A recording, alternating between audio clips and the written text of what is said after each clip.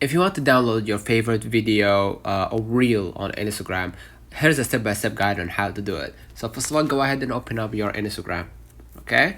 And what we're gonna do, we're gonna just go ahead and click the Explorer right here. Let's say, for example, you want to download nice long video, body. right? Now, what I'm gonna do, let's say, download this video, right? Go ahead and click the share button right here, the 3000 share. Click on it and then copy the link. Now you copied that link, right? What we're gonna do, we're gonna just go back to our screen and then go ahead to my favorite website, which is Snap Insta, which is a website that allows you to download photos, videos, reels from Instagram.